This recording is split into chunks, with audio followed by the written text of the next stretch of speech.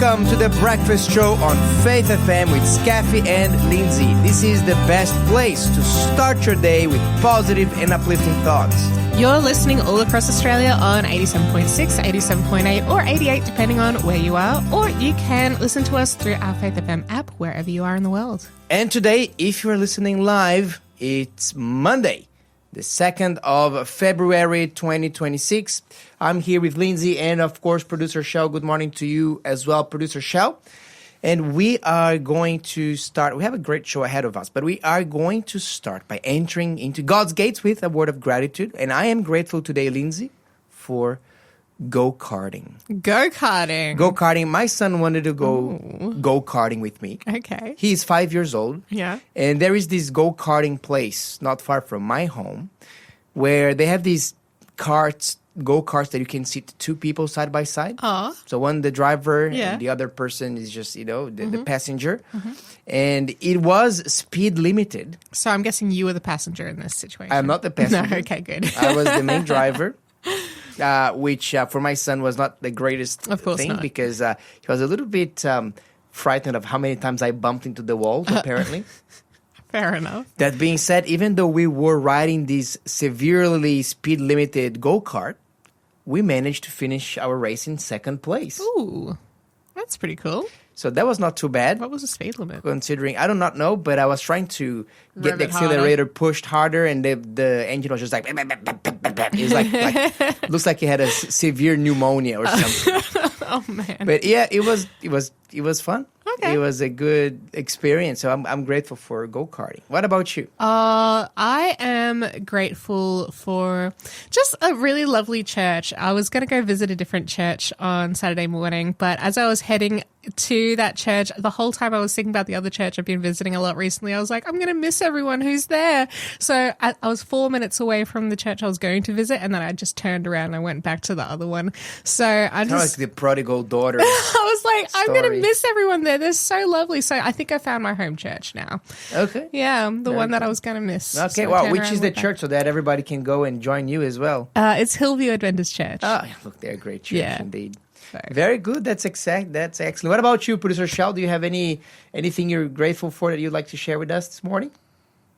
I got to spend the last night over at my son's house, so I was very close to work. I got to have an extra half hour sleep. Yes. Almost as close as me. That is, look, that's golden. That's always good. That's great to hear that. That's fantastic. Yeah, look, yesterday I did a bit of a feat.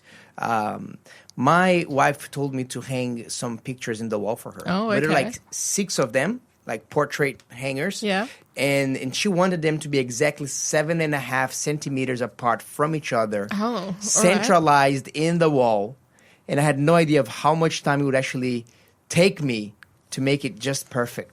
But you know what? I am so glad with the result. I was feeling like, wow, that was worth it, but that was harder than I thought. Yeah. And a bunch of additional holes that my wall did not need later. The setup was ready. Oh, man.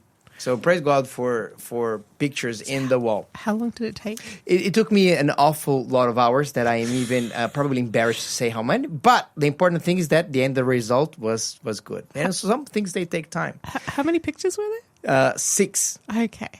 And speaking of things that take time, we are going to look in today's show about Joseph spending 3 years in prison and then being placed in charge in Egypt. We're also going to be looking at how Beijing became one of the world's quietest cities. And we're also going to be looking at the benefits of grandparents playing with their kids. This and much more in today's show. You cannot miss it. You're listening to the Breakfast Show podcast on Faith FM. Positively different. And it is now time, Lindsay. What's the time? For you and I to figure out if your ginger water is working. Oh, I have to take a sip before. I haven't had Take any your yet. sip. Oh, no. Take your sip because I did have some too. I had an incredible vegetable juice last night, and I'm counting on it to help my brain to work better this morning. I had Tuscan kale with carrots and a little bit of a lemon, and cold pressed juice. Let me tell you, it was yum. Is this going to be the battle of the I'm going healthy to drinks? I'm going to be battling on the power of kale this morning. Power of kale versus Kale the power and of carrots. ginger and honey. That's right. Let's see who will win in the context of the veggie tales here. Oh, man. All right, question number 1. First quiz question of February.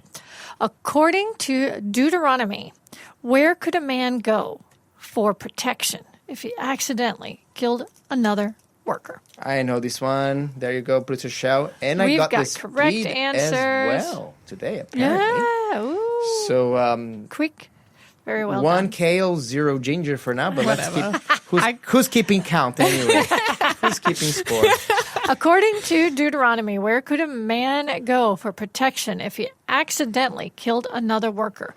Our text line number here is 0491 064 669. According to Deuteronomy, chapter 19 and verse 5, if you want to look it up, where could a man go for protection if he accidentally killed another worker? I'll give a hint. It's not the men's cave. Because even though men's cave are the places where men go when they are seeking for protection in this day and age, yes, particularly from the outside world noise, this is not what is in the Bible. If you do know the answer to that one, 0491 064 669. Oh, man. Very good. Are you ready for us to continue the story of Joseph? We I'm spent the ready. last week entirely analyzing, going ups and downs in the story of Judah and Tamar. Did we do that all week long? Yeah. Wow. I think it was a story that deserved it. Yeah. And today we're going to continue that story. So we are going to be looking at Genesis chapter 41 today. Okay. 41. We'll start from verse 1. Then it came to pass at the end of 2 full years that Pharaoh had a dream. And behold, he stood by the river. Suddenly there came up out of the river 7 cows, fine-looking and fat, and they fed in the meadow. Then, behold, 7 other cows came up after them out of the river, ugly and gaunt, and stood by the other cows on the bank of the river.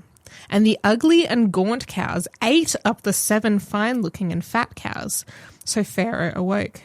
He slept and dreamed a second time, and suddenly 7 heads of grain came up on one stalk, plump and good. Then behold, 7 thin heads, blighted by the east wind, sprang up after them, and the 7 thin heads devoured the 7 plump and full heads. So Pharaoh awoke, and indeed it was a dream. Now it came to pass in the morning that his spirit was troubled, and he sent and called for all the magicians of Egypt and all the wise men. And Pharaoh told them... Let's pause for now. Let's pause for a second.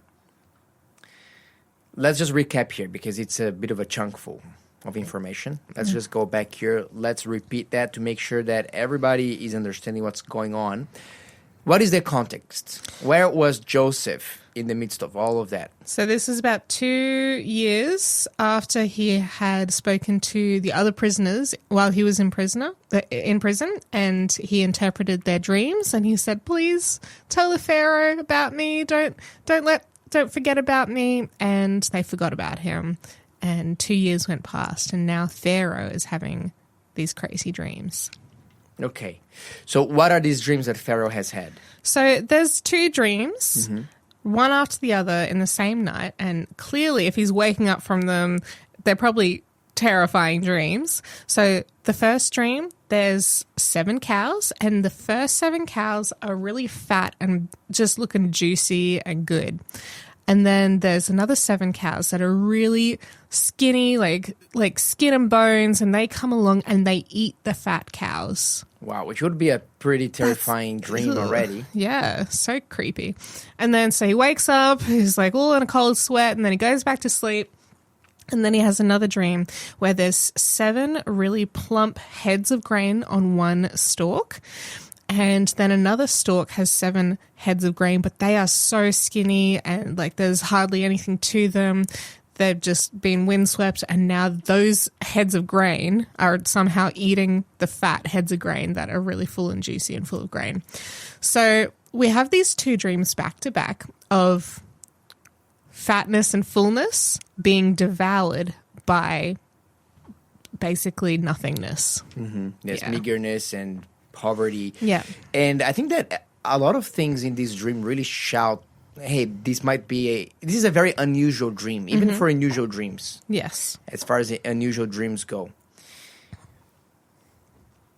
Because it is a repeated dream, but not quite exactly repeated dream. Now, I have experienced that, and I think that a lot of people have. I do not know about you, Lindsay.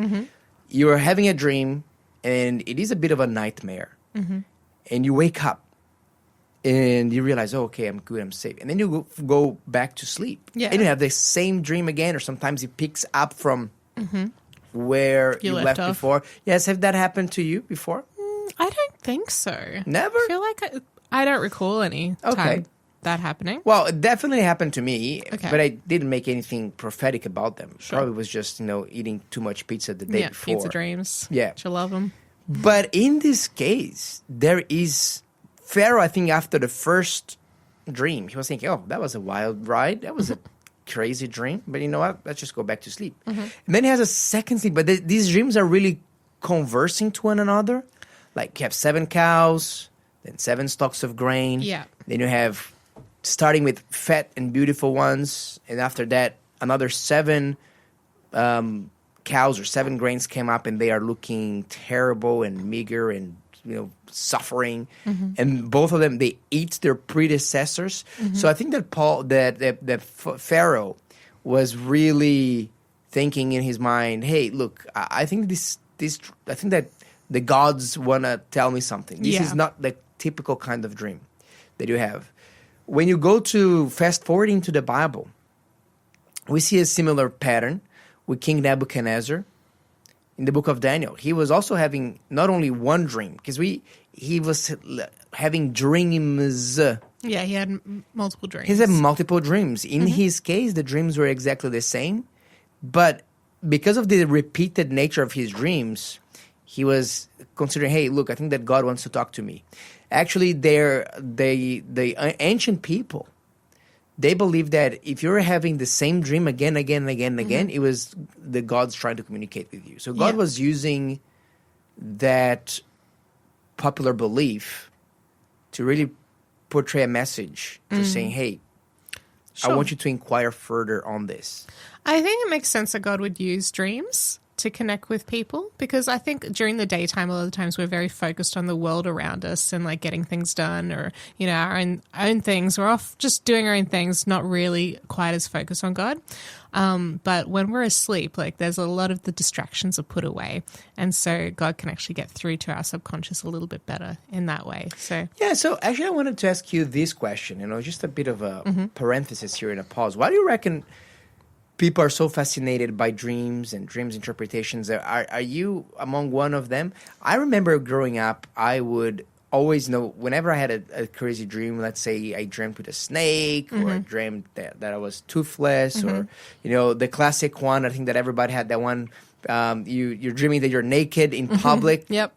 Feeling so ashamed and embarrassed and trying to hide. Yep. I would go online to this. This was in the beginning of the internet. I was just going to, and this is one of the first contents that I could find. Lists of meaning of dreams, interpretation of dreams. Yeah.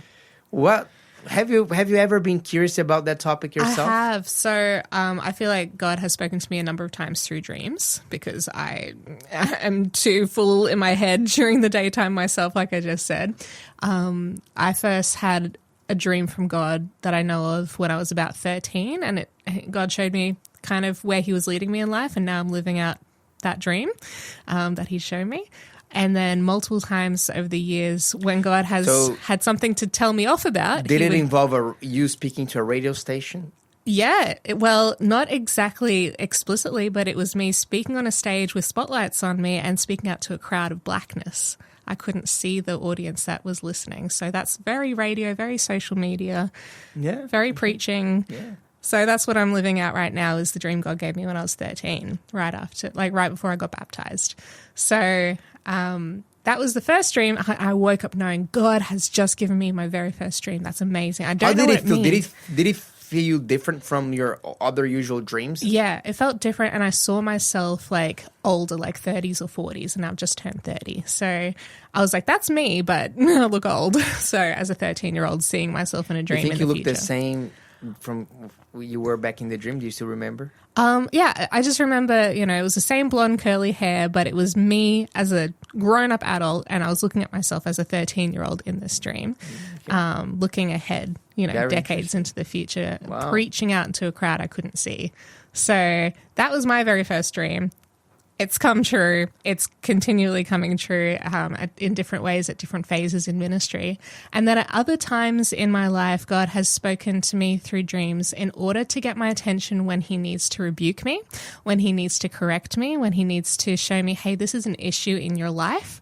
And at first, like, if it's an uncomfortable dream, I would want to just brush it off. And when I did that, when I didn't ask God further information about it, I would actually suffer some severe consequences and see later, hey, if I had prayed, if I'd asked more about that, then... Oh, really? So yeah. tell me, can you think of a specific one? One specific example, this was during lockdown, and I was living in Melbourne with a couple of Christian friends, and being in lockdown for 2 years straight, it was really tough. And In Melbourne, of all places.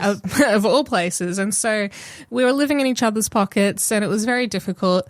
And I remember this one dream specifically God gave me where it was very simple, very short. It was me sitting in my car at a red light, and I was creeping forward. You know how sometimes you let your foot off the brakes slightly and you just creep forward because you're waiting for the green light, and you're just slowly creeping. But I was creeping a little bit over the line, and then I remember there was a flash, like I was being caught on camera for like crossing into the intersection.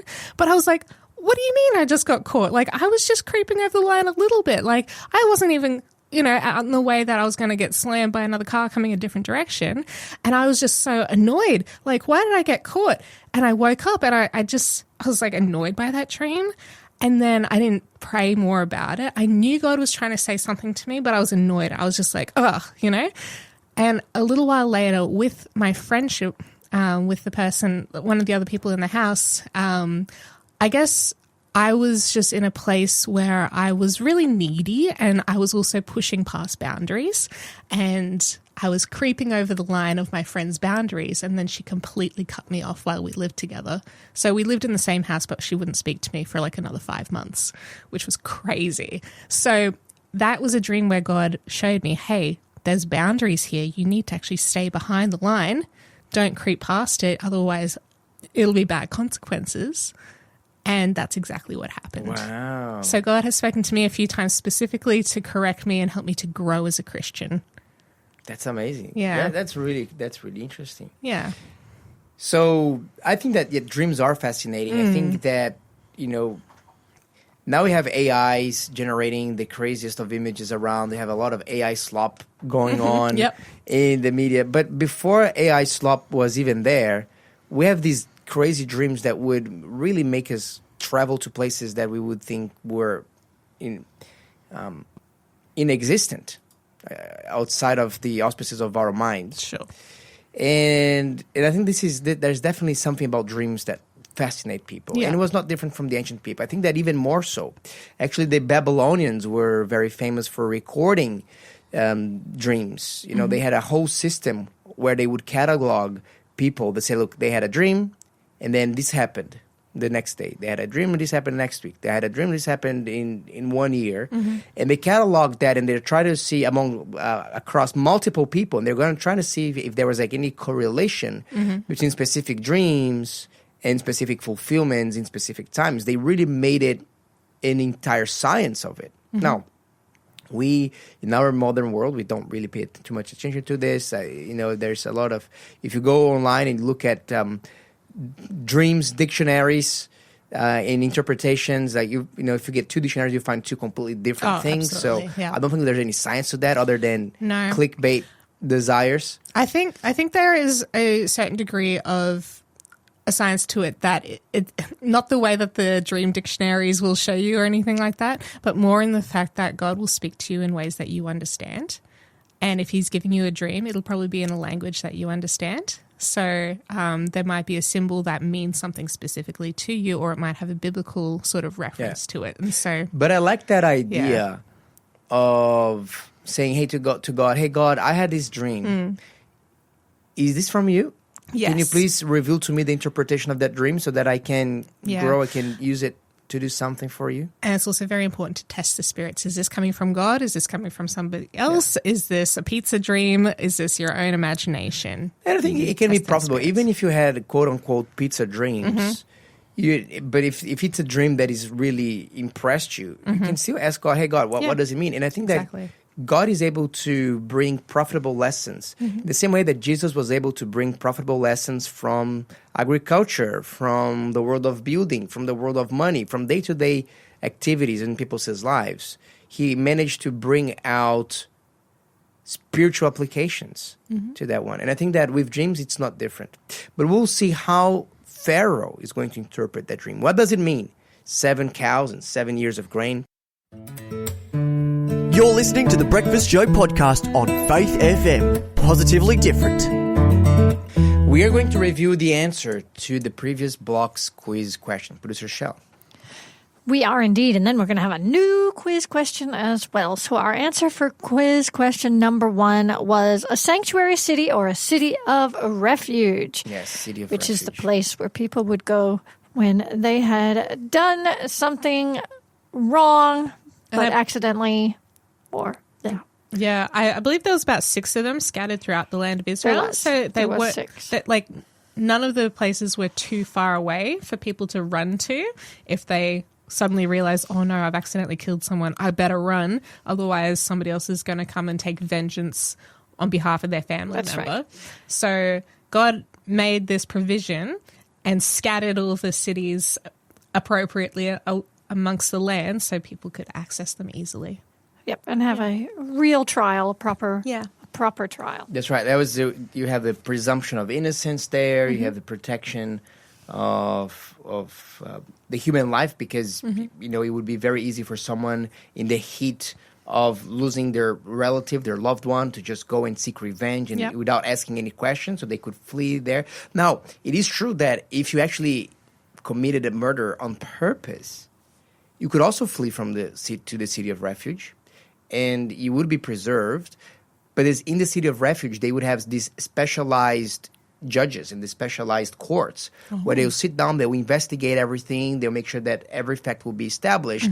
And then if you were considered actually guilty, you would be punished for that. So it's not a free pass. It's not like you go to the city of refuge and you can get away with anything. I always wondered about that, actually. Yeah, no, you wouldn't. The Bible says that you would be trialed for what you've done. And if you were innocent, that's great. If you were guilty, well, you're going to pay for that. But at least over there, you get to have the right of being judged properly. Yeah. Oh, awesome. Quiz question number 2. Are you ready? I'm ready. We're ready. Freddy. Okay. David's soldier, Shema, had single-handedly defeated a field of what kind of grain, legume, whatever you want to say. Okay, say that one more time. We have a correct answer already from Lindsay. Well done. David's soldier, Shema, had single-handedly defeated a field of what kind of legume? Oh, you do not know this story. This is an epic story. It's so good. Look, are we talking about the Bible or are we talking about VeggieTales here? He defeated. He defended. Defended. Yes. He was standing in a field of a particular type of crop while he was fighting the enemy.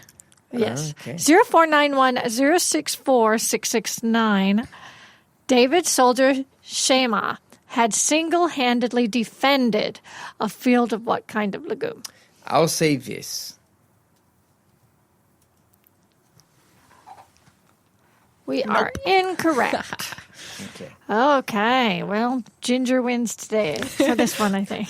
All my favorite books are coming in handy right now. Okay.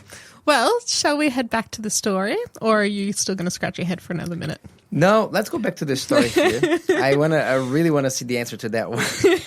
Very good. All right, let's bring it up so you can't see it. So we're talking about so Pharaoh woke up. He was troubled. What now? What is he going to do? Now? Let's read from verse 8, Lindsay. Verse 8. So after he had all the dreams, it says, now it came to pass in the morning that his spirit was troubled, and he sent and called for all the magicians of Egypt and all its wise men. And Pharaoh told them his dreams, but there was no one who could interpret them for Pharaoh. Yeah, let's just pause here. Sure. So Pharaoh did what any king would do in his time. Sure. He called the experts. He called the experts. And let me tell you, there were quite a lot of experts. Like, how many different gods were there in Egypt? Does anyone here know? I don't know. I know that there was a bunch. Yeah. And so There's each plenty. of those gods throughout the whole land of Egypt would have had various temples and various high priests and lots of magicians and priests and astrologers and all these different guys associated with each temple. And so he would have called, let me see, what does it say? He called for all the magicians of Egypt and all its wise men. So we're probably talking 50, 100, probably even more than that, at least. So he's got heaps and heaps of these wise spiritual guys in his court first thing in the morning, and he's telling them his dreams, and, you know, they're representing the sun god and the chicken god. No, there wasn't a chicken god. There was like a cat god. There was all these different gods. There was a cow god called Hathor. So you would think at least the cow god priest would have some idea of what to say about this, and yet they're all just standing around scratching their heads. Now, usually they would be the question, like, were they just scratching their heads? Because when we look at the other story of a famous king in the Bible that had dreams, King Nebuchadnezzar did something that I thought was very clever. Yeah. He said, hey, I have these crazy dreams. Can you please interpret the dream for me? And the magicians and the wise men of Babylon says, sure, of course, like easy peasy. Just tell us what it is. Tell us the dream and we're going to give you the interpretation. Says, no, I'm not going to give you the dream. You're going to have to tell me what I dreamt, and then I can trust in your interpretation. Now, in Pharaoh's case, it doesn't say that he did that. No, he told them and what it was. why wouldn't the wise men not at least come up with some tentative or make up explanation of the dreams? So how did Pharaoh know that their interpretation was wrong, or that they could not interpret? Well, it says... Yeah, what do you think? There was no one who could interpret them for Pharaoh. Yeah.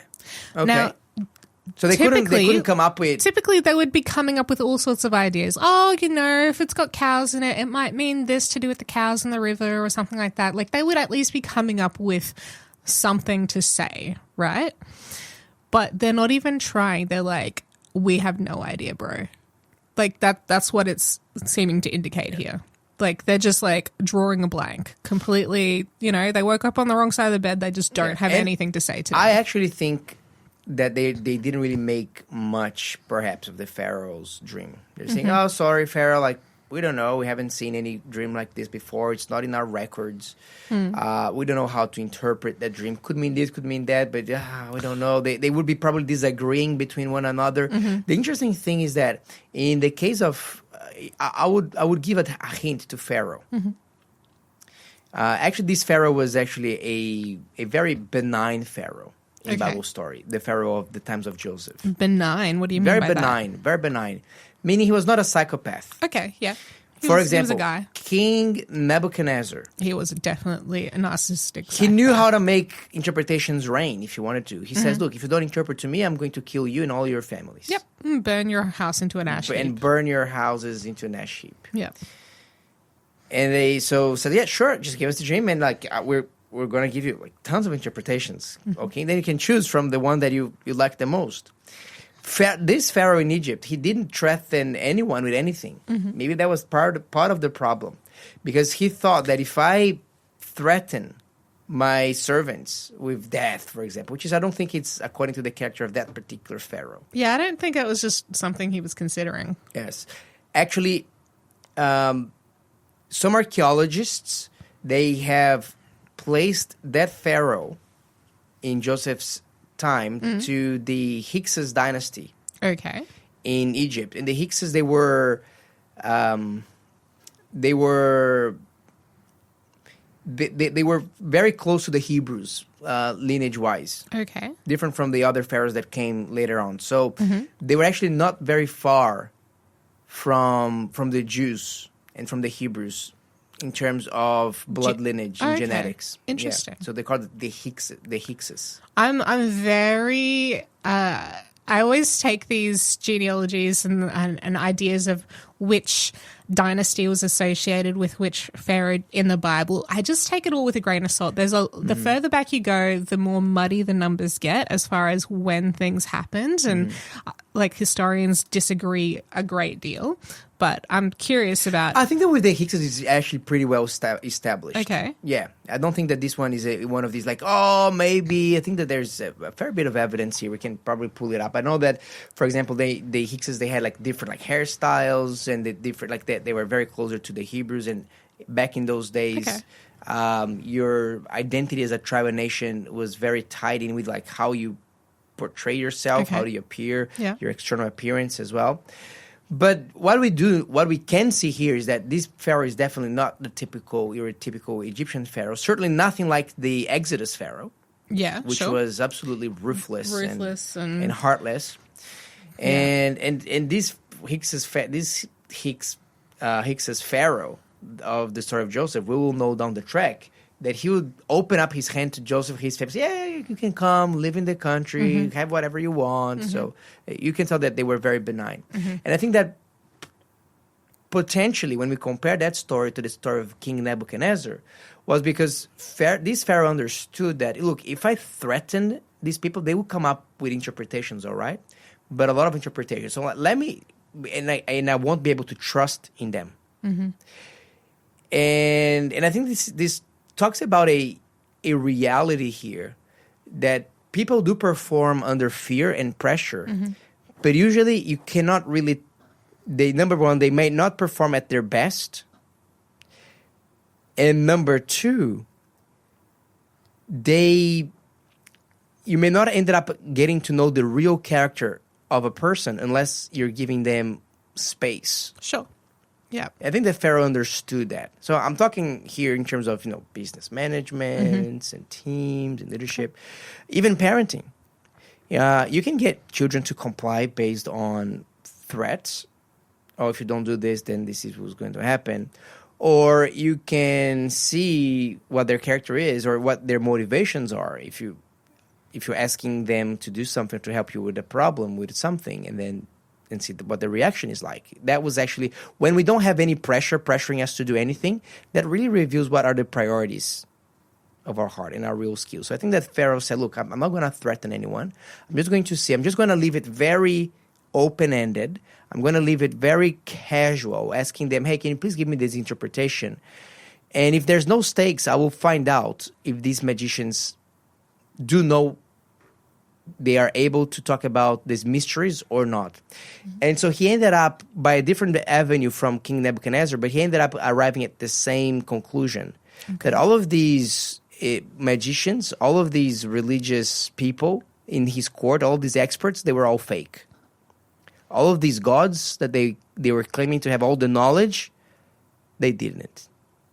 I don't know if he necessarily came to that conclusion that they were fake, but he certainly wasn't getting any help on this particular dream. So he was like, from the reader's perspective, you say, look, why am I going to go to one of these Egyptian magicians and wise men? Like they don't know anything. Of course they were fake. Of course they weren't actually, hearing from God or anything like that. But I don't know if he necessarily got that far himself at this point in time. But he was like, I still need somebody else to give me the interpretation of this dream. Now, I wanted to bring this to our modern world. Who are the magicians and the wise men to whom our leaders of in our day and age turn to when they don't know if they're needing some help? Man, there's so many different avenues you can take with this. Like, I've been thinking about this a little bit over the last couple of years. Like, some certain psychologists out in the world, people listen to a great deal and they're looking for answers. People turn to the sciences for answers about things.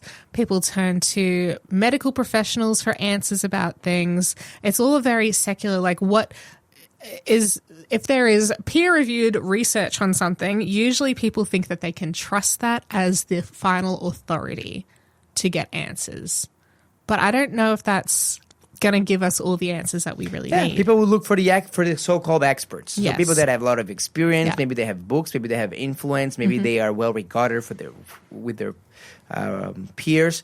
And look, and I think that the Bible does say that there is wisdom in the multitude of counselors. Absolutely, yeah. And we should listen to people that have different ideas, and so we can make up our own minds. But what kind of troubles me from a biblical perspective is that our world leaders, they'll seek expert advice from anyone who is wearing that, expert coat. Sure.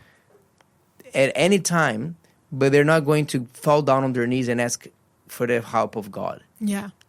And I think that's, from a biblical perspective, that is what's troubling, because God is the real expert, subject matter expert in all matters. And while surely we can ask, as you mentioned, health professionals and psychologists and people that are studying and they're learning, because they're also studying and learning the things that God has revealed. They're studying God's nature. Their scientific method, I think it's a great tool to understand a lot of things. It's just not a God, as some people make it be, but it is a helpful tool. But even then, when they are disagreeing, how do you cast your vote? How do you know to whom to trust? And I think that when we are in that similar situation and we are looking for experts and we are looking for YouTubers and we are looking for whoever to fix our problems, I think that just the first step should always be, let me pray to God first and let me ask for him to help me. I'll give you one example here. My wife had a battle with cancer, and by God's grace, she won that battle. But one of the things that we've done, and I'm so glad we've done, we asked God, can you please lead us? Can you please lead us to the right medical doctors? Can you please lead us? And I believe that God has shielded us from a lot of really shady professionals that do exist in this area into the very best ones. That's so good. And we can look back and see like this was completely providence. Yeah. That led us to the right people. So even if you're going to trust the expert, why not praying to God first? Say, God, can you please help me to find the right person with the right skill set, with the right knowledge to help me out on this? Why just trusting the expert? Because there are a lot of so-called experts. And we'll see that in Pharaoh's case is that even after he exhausted all of the human possibilities, God ended up guiding him to the right person to help him out with the right advice. Lindsay, let's get the answer to the quiz question. What kind of field was David's servant defending? Wouldn't you like to know? His warrior was defending a field of lentils. Lentils, yep. Right. I wrote gourd because I think it was probably cucumbers. Oh, okay. Yeah. I thought it was, and gourd said, maybe gourd is a little bit of a more, bit of a high level category. Shell did give you a hint. She said it was a type of legume. Yes, I did say legume. Okay, I didn't hear that. That's very interesting. I never paid attention to that story. How did you remember that story? Because I read a lot of biblical novels and it burned into my brain after reading that same one like 10 times. So, oh, okay. Yep. So in what biblical novel did you see that story? So it's called David. I think it's the second book in the series of 6, written by Terry L. Fiveash. She's a Adventist Christian author and a historian, and she deep dives into the Greek and the Hebrew and does her own translations and has studied the history extensively and puts it into an amazing story form. So really good resource. She's also written a book about Joseph, which I'm reading through at the moment as well. Really excellent stuff if you guys want to go check them out. Fantastic. Well, thanks for the tip. Yeah. And still to come in our show, we're going to be talking about some research that came out about the benefits of bonding between grandparents and children. So if you have grandchildren, you have to listen to that one. And it's probably going to make you want to spend some even more time with your grandkids. We're also going to be talking about how Beijing became one of the world's cleanest and, most importantly, quiet cities in the world. 20 million people and you can hear a pin drop. Wow. In the middle of a busy day. Are they terrified there? We're going to look into that. And we're also going to have an interview coming up. That's going to be right after the news. We're going to have Lyle Southwell joining us, and he is going to be talking to us about the new hate speech laws that were recently approved by Congress. Thanks for being a part of the Faith FM family. Join our community on Facebook or get in touch at 1-800-FAITH-FM.